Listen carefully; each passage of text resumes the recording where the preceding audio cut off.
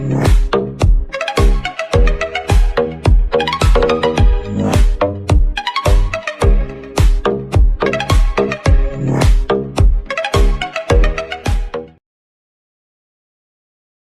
those of you who haven't watched my previous video yet, here's a quick recap on what's been going on. My friend Pete and I fundraise for both military and civilian charities for our group, the Charity Adventurers, and we normally do some kind of physically demanding activity like at the Welsh Three Peaks Challenge, the National Three Peaks Challenge. And this year I wanted to try something different, step away from the hiking, and I just got back into my running and was doing 10k trail runs every single month. Without doing any real research, I suggested to Pete that we run 3 100-kilometre ultra marathons because it would be potentially quite fun, definitely challenging, but equally people tend to donate more when they see you suffering, and we were definitely going to do that. In August, we'd signed up for our first 100k race, and that was the Thames Valley Path in Suffolk. Pete was unfortunately injured, so still turned up and did a 50k ultra marathon, and I did the full 100. Lots of mistakes along the way, but I still finished in a fairly reasonable time of 14 hours and 50 minutes. But at the end of it, I did have the look of a man who's turned up for a prostate exam and halfway through the process realises the doctor's got both hands on his shoulders. Now, despite the 1,000-yard stare, I'd actually quite enjoyed doing my first 100k ultra marathon, and I'd already booked on to do my second one in 4 weeks' time, which would be on the Thames Path.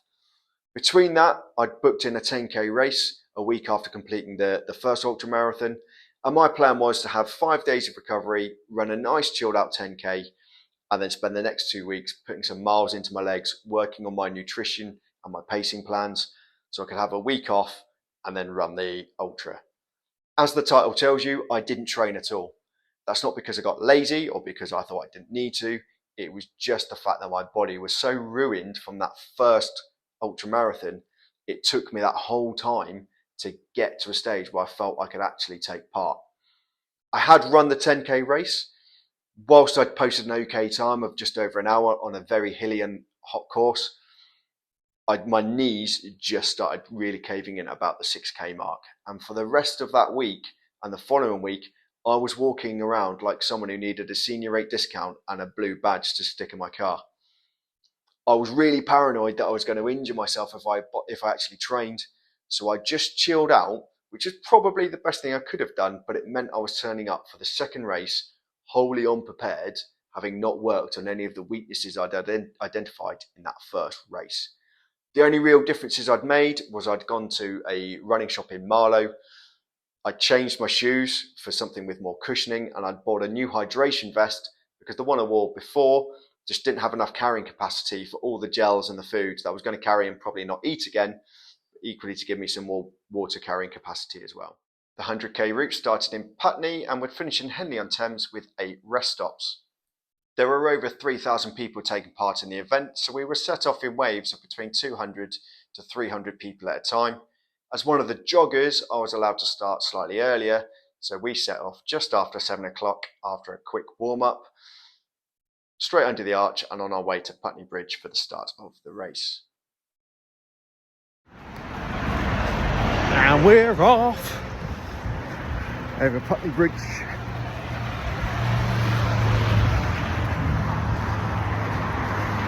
Only 99.98 kilometres to go. Whilst I wasn't getting carried away, I had planned that this would be the race where I'd set a PB. Not too hard when you've only set one 100k time, but this was definitely a course that I felt I could do it on. As opposed to the Thames Valley Path, you're running by the Thames, the ground is predominantly flat, there's very little undulation. That lends itself to a faster pace anyway. Equally, the pathways were either tarmacked roads, pavements, or wide and hardened paths, so being able to overtake, not getting hemmed in or slowed down by people in front, would also be a massive advantage on this course. There were also 8 aid stations. That meant as I got to those aid stations, I'd be able to rest up for a few minutes. And I already knew from the briefing pack I'd received that there was a wide range of food. And one thing I knew I needed to work on was my nutritional plan, just eating the bloody stuff I was carrying. So I knew I'd be able to resupply myself, so there's no need to ration my gels, my protein flapjacks or anything like that, because I'd just have plenty to fuel me as the race went on. So 5k in, got very excited again. Took off with people that are running at my chill out pace. Realised very early on I was running with 3 ex-squaddies who are down to run the event, not jog like I am. Ironically enough, they're looking to finish in the same time I am, so I've let them go off ahead. And I'm gonna hopefully catch them up, because this is their first ever 100k. And knowing the mistakes I made by setting off too quickly last time, I'm like, no, rein myself back in, see if I can catch them up at the end. Again, because I got so caught up in the start, I forgot to start my Garmin. So that's about 700 or 800 meters off the distance. But a lot of the rest stops you have to walk off the route to go to and walk back on, so it should start marrying up. Yeah, all good so far. In typical schoolboy fashion, I'd got so caught up in filming the start of that race and going through, I'd forgotten to start my Garmin, which wouldn't normally be a massive drama, because this course, every kilometre was marked out with a placard by the side of the track, so you could track your progress.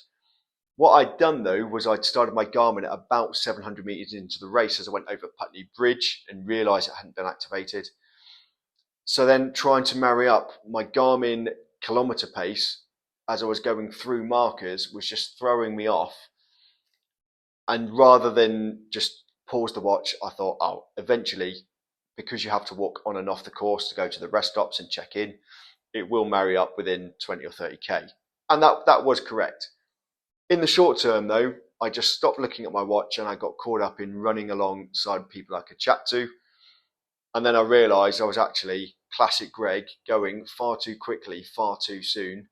And luckily at that stage I realised it, so I just cut myself back, chilled out, tried to get my pace down to something more realistic, kind of 7:30 to 8 minutes, rather than the kind of 6:30 to 7 minute I was actually running at that point. So just over 10k in. I've been going a little bit quicker than I should have, but not too much.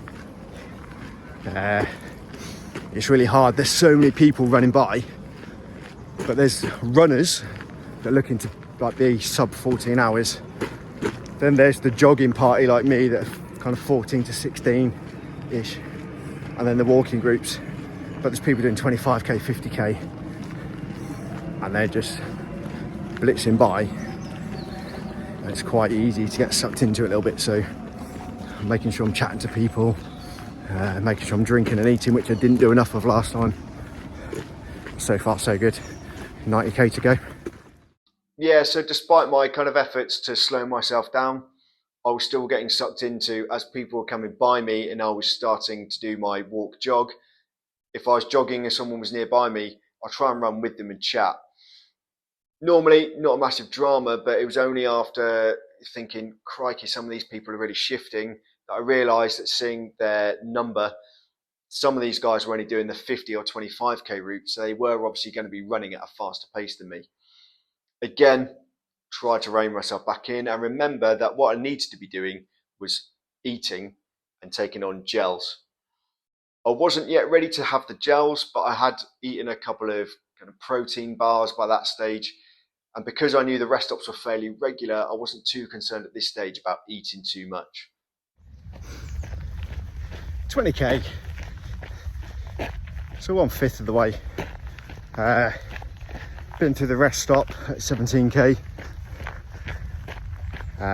Loads of food, but maybe I'm seeing myself off again, but I couldn't face croissants and pain au chocolat and danishes. I just couldn't face it, so I've had half a banana and I've taken a flapjack for later, and just trying to look after myself this time around, because I've still got 80k to go, and last time I burnt myself out at 60, so See how it's going. My nutrition plan. Very first stop at 17k. Whilst there was a massive bakery section that I could have taken something from, I didn't feel like it, so I just had half a banana. But I'd already done 17k, and that should have been my first trigger to at least take on a carb gel or something extra, even if it wasn't as bulky as a bit of pastry. I had taken a protein flapjack for later. I'll say now, I've got this really bad habit of picking up food from these races, putting them in my vest, and then finishing the race with more food than I started. And this was definitely already the start of that thin end of the wedge. Ooh, just over 30k. So I got to the 28k rest stop pretty much dead on 3 hours 30. So I'm a little bit over 7-minute pace per kilometre, which is good. It's slower than I did 4 and a bit weeks ago on the first 100k ultra. So my pace is definitely better. But yeah, my body's not in a good way.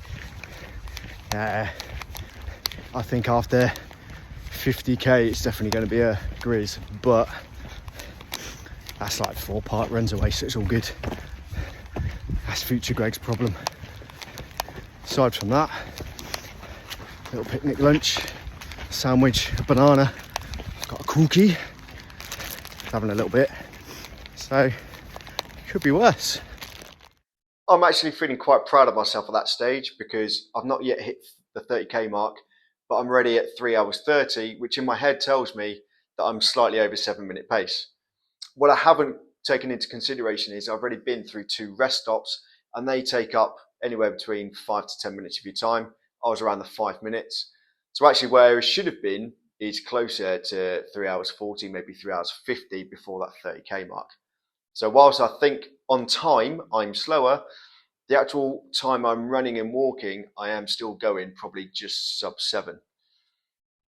On the plus side, when I got to that second rest stop at the 27k mark, 28k mark, I'd had a sandwich there, I'd grabbed another bit of banana, and I had that cookie. However, after carrying that on my hand for another 10k, it was nothing but crumbs, and it ended up unfortunately just going in the bin. So still, even though I'm eating slightly more, I'm still not taking full use of the food on offer. Equally, by that stage, I've still not had any of the gels that I'm carrying in my pocket. And I should be having one roughly every kind of 45 minutes to an hour. I should be close to my third, and I've not had one yet. So I'm already depleting my energy without realising it. As I said there, yeah, my body's not in a good way. Well, quelle surprise, if you don't train and your hip flexes, your knees, your legs are still sore from 4 weeks ago, guess what, big lad? They're going to be hurting still. But I was still fairly confident that I'm feeling not as bad as I was making out. And I thought, yeah, I'll still be able to get through to 50k and then see how we get on. 40k done. So that's taken me around 5 hours, which means my pace is better, but I don't feel any fresher than last time when I did the first 50k in 6 hours 17. I'm going to wind it back a little bit because I think I've probably spent more time at the rest stops, but if I stay at this pace I'd get to the 50k marker at around 6 hours 20, which is only 3 minutes slower. So weirdly, it's taken me longer to do 40k than last time, but I'm still on to do the same time for the 50. That can't be right. Might just be Greg maths. But yeah, we'll see how it goes. There's some people really struggling. It's bloody hot. There's a lot of first timers, so thank you. So I think there could be a lot of sore people by the 50k mark, and maybe a few retirees, I don't know. But fingers crossed, I'm still good, still happy ish. Worst things to do on a Saturday. In my provisional plan, I had told myself that I would not arrive at the 50k mark before 7 hours. Now, beautiful Greg maths. I think I'm going slower. I've gone through 2 rest stops by this stage, and I've spent longer at them than I did when I did the previous ultra marathon, and yet I'm still well ahead of schedule. It's because I've not taken those rest stops into consideration with my pace, and I'm doing exactly what I did last time, where I'm looking to finish the first 50k in just over 6 hours, which is just going to see me off later on. But in my head again, I'm seeing other people struggling at this stage. I know that once I get to the 50k mark, there's going to be a lot of runners that finish there, so the way should be clearer ahead. I won't get sucked into walking or jogging with people as much. Some of them were probably walking or running faster, so they didn't have to talk to me. But I should be okay going forwards. Oh, 50k done. Just leaving the halfway stop now. Because I'm so great at mastering my pace, I walked 3k to slow myself down, and I managed to do my first 50k in a whopping 6 hours and 30 minutes.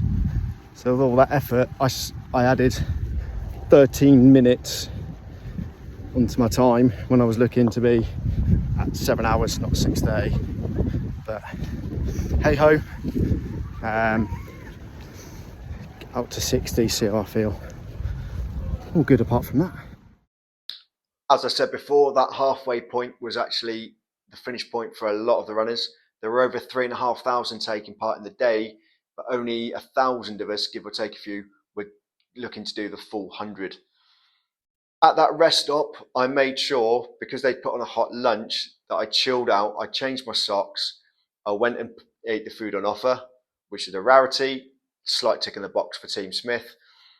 Had a quick spag bowl there, chilled out, had a quick stretch off, and then got back out on the course. And that took me about 30 minutes. Bearing in mind, as I said there, I arrived pretty much at 6 hours 30. So even with that 30-minute stop, I'd essentially done that first 50k in 7 hours. If I was to do it again, I would probably look to have only arrived at that 50 kilometer marker at around 7 hours. But I've allowed myself a bit of recovery time to hopefully square myself away for at least the next kind of 25 to 30k. And then I'm in the last kind of quarter, and I should be able to just motor on through. Just gone through 60k. Don't feel too bad. I'm definitely throwing in more walks, but again, somehow my pace was just too quick at the start. But I had a 30-minute rest stop at the 50k mark. I changed socks, had something hot to eat, sorted my shoes out, so I'm always going to be a little bit behind where I want to be. I'm about 10 minutes back from where I need, well, I'd ideally be for a 14-hour time, but anything under 15 is a bonus. So just keep plodding along for the minute, see how we get on. I think there's a rest stop about 3 or 4k from here, so just a quick little top up on my way straight away. But yeah, not too bad. So at 60k, even though I know I've set off too quickly, and in the cold light of day after the event I know I've not eaten enough, I've still got that flapjack from the first rest stop in my pocket. I'm feeling okay, and bearing in mind I'm wearing the brand new shoes that I bought from Marlow, which I'll admit now I hadn't broken in, I'm actually in a really good place. I still need to make sure I don't overdo it. I've got another rest stop coming up, but fingers crossed at this stage, I'm still talking about doing a 14-hour time. I still feel okay. And in my mind, I think I remember thinking at the time that I would be pretty close to that 14 hours unless I really kind of piled in the next kind of 10, 15k. 70k, 30k to go. I think the next rest stop, which is a bigger one, is in about 6 or 7k from here. So I'm literally hanging on to get to 75, because that means I'm 3/4 of the way done. 5 park runs to go, then get to 80. There's one final aid station at about 88k, and then it's a straight line blitz. But yeah, if I want to do my 14-hour target, like top target, I've got 3 hours to do, sorry, 4 hours to do 30k.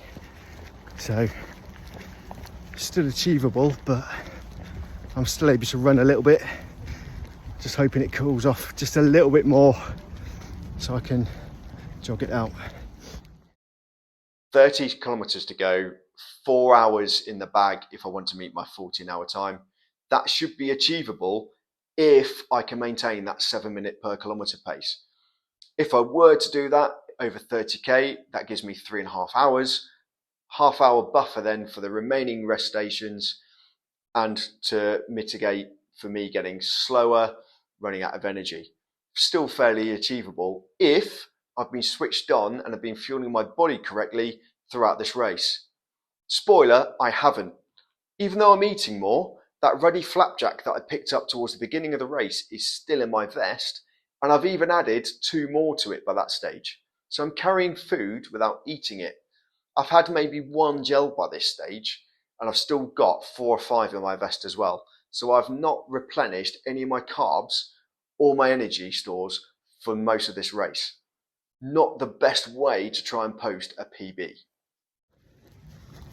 And we're just over 80k. Did the rest stop at 77. They're giving out like pizza and stuff, but I just couldn't stomach it, so I'm probably seeing myself off again. But I've drunk that much water and I'm still a little bit dehydrated, but I just feel ill every time I take a gulp, so food's not really helping with that. I'm still fairly close to the 14-hour mark. I think I'm going to be a little bit over, but I've just gone past 81. I've got about 2 hours 10 minutes to play with, so see how we get on. What a difference 10 kilometers makes. So originally at the 70k mark, I'd said I had 4 hours to do the last 30k. I've traveled 10k and I've only got 2 hours and 10. So I'm massively over the time limit I'd set myself. I should really have done that 10 kilometers in about 1 hour 10. It's taken me over 2 hours. Again, I'm now fatigued. I'm not thinking particularly straight, and I still think I can get to that 100k mark in around 14 hours, maybe into the low minutes. As I've said there, and this is the problem that I identified too late on in the race, I've been sipping water all the way through the day because it was quite warm and I was worried about being dehydrated. I'd actually taken on too much water by this stage, which is why I wasn't eating enough, because all I'd done was fill my stomach full of water. Because I was then getting thirsty and feeling slightly dehydrated, I was trying to top it up, which just made me feel nauseous. The thought of then eating or putting a sugary gel into my body just made me feel worse. So I was just existing off electrolyte. Guess what? It's lemon electrolyte again, because that's all they seem to serve at these ready events. So I was sick and tired of the taste of lemon, sick and tired of drinking water, but having to because I felt dehydrated, and just in this slow spiral of despair. 90k done, or 91. So last rest stop done. Literally went in, took some painkillers, I'm gonna set off again. I'm not gonna make 14 hours, I'm gonna be just over, but it's improvement, which is the main thing. I felt slightly better on this, so unless something goes drastically wrong, I'll be done in the next hour. Yeah, that time that I was looking forward to post 14 hours is slowly but surely drifting away from me. I had got to the rest stop at 89k. I said there I was pretty quick. I took some painkillers and went. I didn't. I sat on a chair trying to figure out how to adjust the strap on my head torch for a good 5 or 6 minutes, because my brain was that frazzled by this stage that all I kept doing was ripping it off the head torch, having a minor tantrum, get it back on, try and adjust it, fell back off, had another tantrum, until it got to the stage where I'd actually made it so small it wouldn't fit around my head, and I had to carry it in my hand. I had also, at that rest stop, jumped onto a group of 3 other people. We'd been walking and jogging a bit together. I'd hit the stage now where I pretty much can only walk.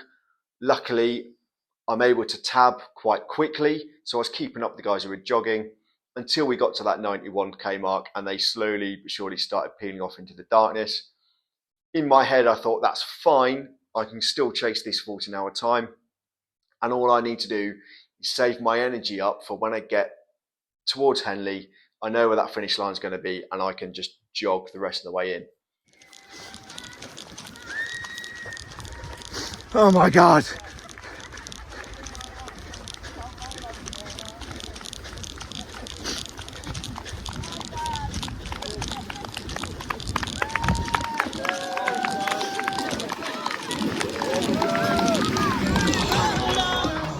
After summoning up the energy to overtake 2 people before the finish line for position, I crossed the line ready to receive my medal, a free t-shirt, and then there was a hot dinner laid on at the end as well, which was burger and chips.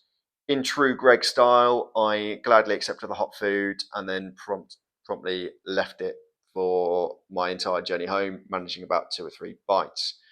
The key thing is, though, how did I do when it came to pacing and getting a PB? As it turned out, whilst I'd planned to try and run the last 5k just to get myself over the line, I was that exhausted that pretty much I had to get over the Henley Bridge, hear the music for that finishing point, and that last 400s I managed to shuffle just to get over that line and feel a little bit heroic. Again, same mistakes I'd made from the previous race. I'd set off too quickly at the start. I hadn't eaten enough. Even though I'd eaten more this time, it still wasn't enough. I was still carrying more food than I'd started with. And with the end result, well, I'll let you see. So again, classic mistakes with pacing and nutrition meant I posted the same time as I did for the previous 100k. I finished 228th out of 996 people doing the 100k route, so not too shabby there. And I still had enough energy to pose, feeling very tired and questioning my life choices. It could be quite easy to be negative about the fact that I've just posted an almost identical time on a 100% flat course than the hilly and hot one that I ran 4 weeks ago. However, I need to remind myself that this is only my second ever 100k ultra marathon and my third ultra ever. So it's not entirely unforgivable that I'm making the same mistakes from a new discipline that I only started in the last couple of months. Yes, I need to work on eating more, which is quite ironic if you've ever seen me demolish a Domino's pizza. And I also need to work on my pacing, but that will come with experience and more training, something I hadn't afforded myself in the run-up to this race. I also need to be mindful of the fact that 255 people came off that course and withdrew. About 130 were at the 50k mark, so I have to be proud of the fact that I went on double the distance from people that pulled out of that race. And that's not to be insulting to those people, because 50 kilometers is still an amazing achievement. Not many people do it. Fewer people do ultra marathons than marathons, because it's hard, it hurts, and we're weird. Equally, there were people that didn't finish that course for up to 36 hours after the start. And walking for that length of time is absolutely heroic. And no matter what time you posted, anyone that does any form of run should be proud of yourself for just finishing or getting to any marker. I now need to chill out for a little bit. I'm still going to do some training and post some videos. My next ultra marathon won't be until the next year, because now the running calendars kind of run out for the winter. And that gives me plenty of time to develop my pacing plan, learn to eat more, learn to eat gels, and how not to carry protein flapjacks as running weight and eat the ready things. Hopefully you've enjoyed the video. As ever, if you'd like to subscribe to keep notified of new content as and when it arrives, or you'd just like to leave some comments, please do. Please tell me about your running journey if you've just started out running. And yeah, thank you very much for watching.